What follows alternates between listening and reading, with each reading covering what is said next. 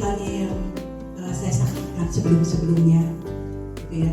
Jadi di sini mungkin ada sedikit perbedaan. Kalau yang dulu kita belajar itu terkait dengan aplikasi pembelajaran seperti itu ya, dimulai dari perjalanan atau motivasi seperti itu.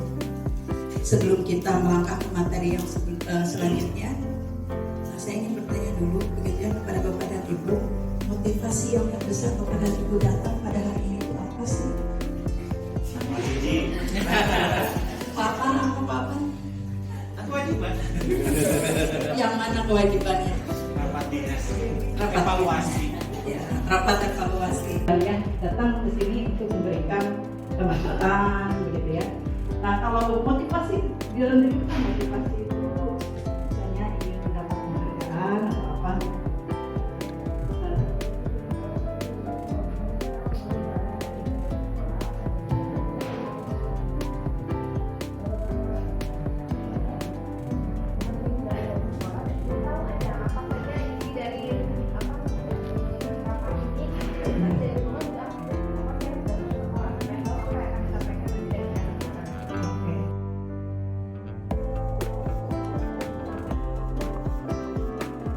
Paradigma belajar, kemudian disiplin positif, motivasi perilaku manusia, kebutuhan dasar, kemudian ada posisi kontrol restitusi dan keyakinan kelas serta segitiga restitusi. Seperti itu.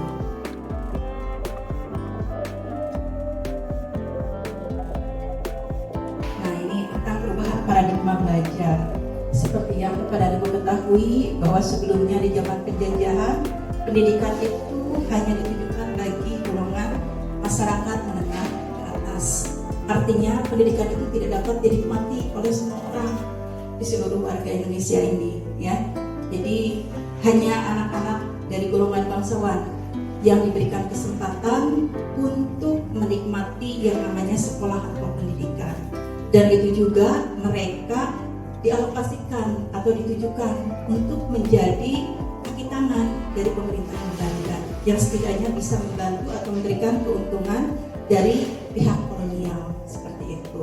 Untuk kepentingan hidup manusia, baik hidup bermasyarakat maupun hidup berbudaya dalam arti yang seluas-luasnya. Nanti anak-anak kita itu walaupun masih SD, kita adalah anak-anak yang memang dipersiapkan untuk kembali ke masyarakat, menjadi anggota masyarakat dan bisa memberikan manfaat bagi masyarakat. Ini paradigma ya, tadi paradigma, jadi perubahan paradigma itu dari paradigma stimulus respon kemudian ke pendekatan teori kontrol. Kalau selama ini Bapak dan Ibu pada anak-anak itu bersifat seperti pengontrol ya, orang dewasa.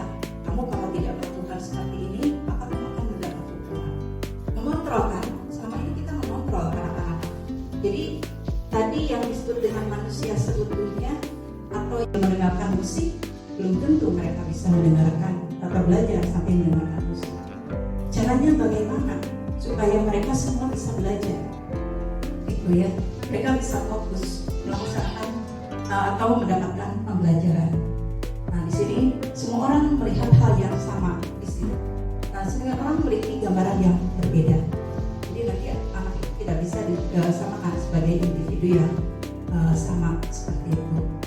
Karena manusia tanpa belajar tidak ada tujuan, nanti mau jadi apa? Jadi diarahkan untuk menjadi manusia seutuhnya. Tapi halnya konsep yang disampaikan oleh Ki Hajar Dewantara. Nah, jadi tujuan pendidikan itu untuk apa? Nah, ini tujuan pendidikan yaitu untuk menuntut kodrat yang ada pada anak agar mereka dapat mencapai keselamatan dan kebahagiaan yang setinggi-tingginya, baik sebagai manusia ataupun sebagai anggota masyarakat, mencapai keselamatan ya, selamat itu lahirnya, batinnya, dunia, akhirat, kebahagiaan di dunia dan akhirat yang setinggi-tingginya. Nah itu ya, tadi menjadi manusia yang selamat, manusia seutuhnya, manusia yang diinginkan, manusia yang mencapai tingkat kebahagiaan yang setinggi-tingginya. Itu ya, kemudian baik sekolah dan kesusahan ya, dia menjadi orang yang diharapkan di masyarakat, bisa membantu orang lain, gitu ya. Bisa dari berikan ilmu, kita tidak di sananya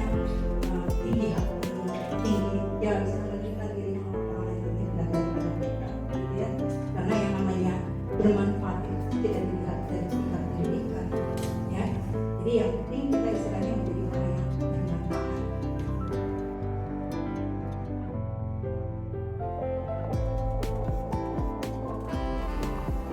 Mas April, bagaimana? Apa pentingnya menciptakan lingkungan positif? Ya, lingkungannya biar kalau ini ekosistemnya tetap bagus gitu. Jadi dari guru tetap anaknya baik, dari anak ke guru itu. Pengaruhnya apa? Pengaruhnya Kalau lingkungannya positif ada pengaruh tidak? ada. Ya, hasilnya pasti positif. Nah, di situ pentingnya menciptakan suasana positif. Roni, kenapa Roni ya untuk nomor 2? Roni nih sebagai pendidik, bagaimana nih untuk menciptakan suasana positif? Dimulai dari diri sendiri. Oke, dengan cara apa kalau Roni? Ada karakter-karakter yang akan diterapkan kepada siswa, itu kita sendiri yang harus menerapkannya.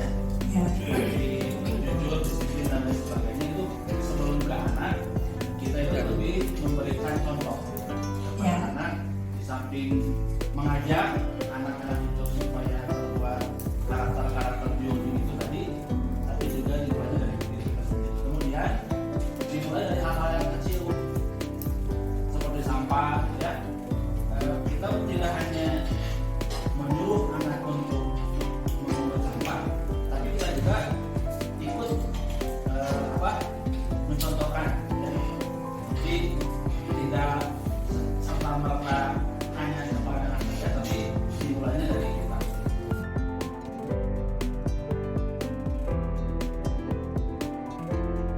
Pas itu macam-macam ya tadi. Apa dari itu kenapa misalnya datang ke anak ini satu tidak teman atau berteman.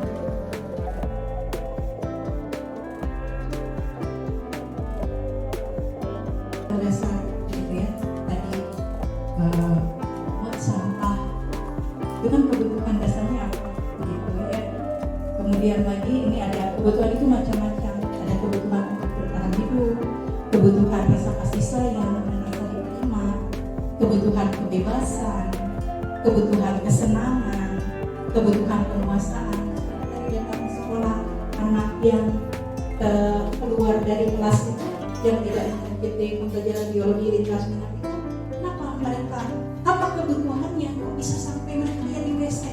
Adalah kebebasan. Ternyata mereka ada di kelas itu tidak bebas, atau mungkin kebutuhan kesenangan karena selama di kelas itu tidak senang, mereka itu tersiksa begitu ya. Nah, kemudian di sini ada kebutuhan juga yang namanya penguasaan. Biasanya penguasaan itu dia ingin istilahnya diakui secara akademis atau kompetensinya.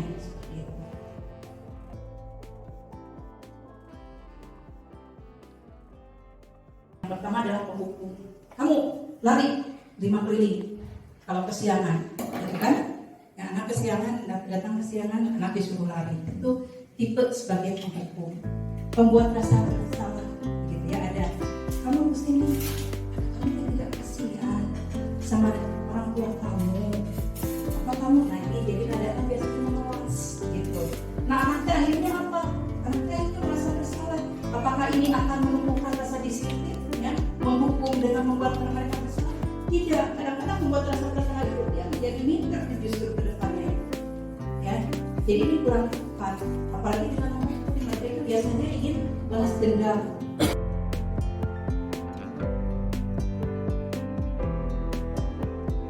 Maka tugas kalian akan ditambah. Nah itu diantaranya.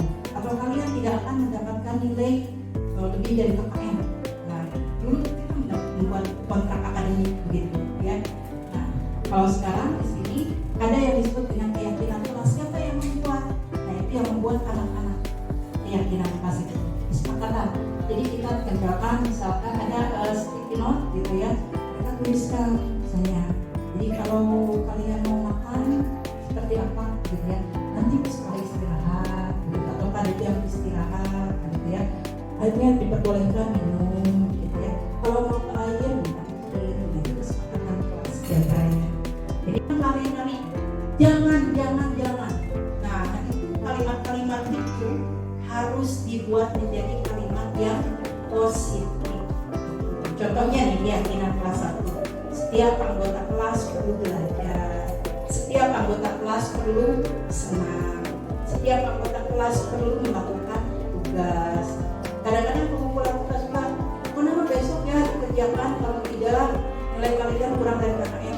Harusnya kira-kira kapan kalian bisa mengumpulkan atau bisa selesai. Jangan sekarang Bu, atau jangan minggu ini, soalnya kita lagi banyak tugas. Jadi kalau menurut kalian kapan nih kesepakatannya kita? Nah itu sudah kesepakatan dalam pengumpulan tugas.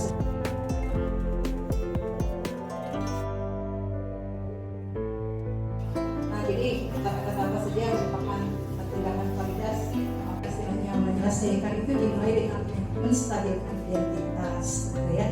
Jadi kita bisa melakukan kesalahan semua, juga kali kamu bisa melakukan kesalahan itu juga bisa melakukan kesalahan.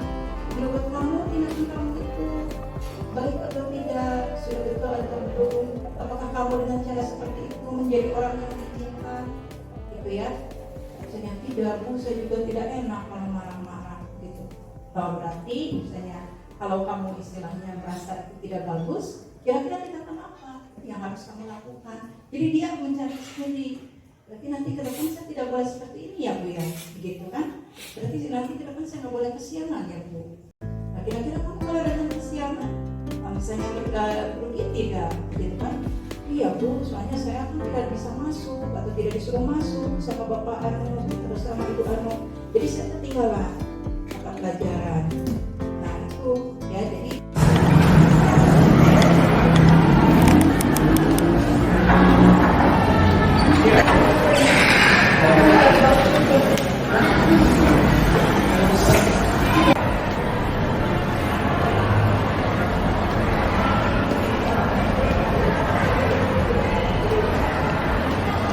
selamat siang Lintang. Siang Bu. Baru kemarin Ibu masuk kelas. Kenapa kamu sekarang menemui Ibu? Saya sedang kesal Bu. Saya marah dan juga kecewa sama Dinda. Dinda menuduh saya menyontek saat ulangan matematika. Saya marah dan juga kesal. Saya marahi dia di depan teman-teman. Oh begitu. Ya pasti kamu marah dan kesal. Ibu juga akan marah apabila ada yang menuduh Ibu seperti itu. Kemudian pada saat itu kamu melakukan apa? Ya, saya langsung marahin Dinda di depan teman-teman Bu. Oh begitu.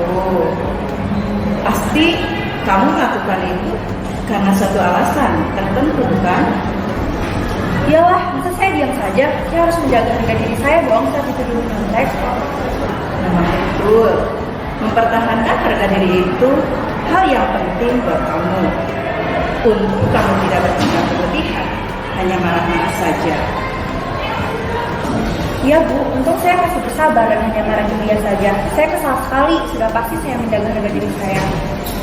Tentunya, untung kamu memilih untuk bertahan dan bersabar. Kamu memilih untuk tidak berbuat lebih parah lagi, bukan? Iya Bu. Nah, sekarang coba kita lihat lagi. Tindakan kamu yang marahin Dinda di depan teman-teman. Tindakan kamu ini kira-kira sesuai dengan keyakinan kelas atau prinsip kamu tidak? Tidak Bu, saya malu dan tidak merasa nyaman. Jadi, kira-kira keyakinan atau prinsip mana yang kurang sesuai dengan keinginan kamu? Ya, sebenarnya saya sangat menghargai orang lain. Mungkin saat itu saya menjadi emosi, jadi tidak menunjukkan sikap itu. Kamu meyakini tidak menghargai orang lain itu penting buat kamu? Iya Bu, saya meyakini. Iya, setuju. Kita perlu saling menghargai. Namun, ada juga keyakinan yang kita sepakati yang perlu kita jalankan apabila kita sedang marah dan kecewa, bukan? Ya, saya bisa lebih mengontrol diri dan mulai dari diri sendiri. Saya bisa jadi lebih bersabar, mengambil waktu jeda untuk berpikir mau apa selanjutnya. Kira-kira kamu bersedia memperbaiki masalah ini atau tidak? Ya Bu, saya bersedia. Kalau kamu memperbaiki masalah ini, Kira-kira kamu menjadi orang seperti apa? Saya akan menjadi orang yang menghargai orang lain dan senantiasa mengontrol diri untuk mengendalikan emosi. Ya, menurut kamu bagaimana rasanya menjadi orang yang seperti itu? Pastinya saya akan merasa lebih nyaman dan bangga bisa menjadi orang yang bisa menahan diri. Baiklah kalau begitu. Sekarang kita akan berpikir bagaimana caranya memperbaiki masalah ini. Itu kita harus tahu batasan mana anak yang harus diberi dengan punishmennya juga tidak dengan kekerasan. Misalnya dengan yang mengedukasi untuk mendidik. Sepertinya itu yang harus ada beberapa guru yang saya dapat laporan bahwa juga ini jalan.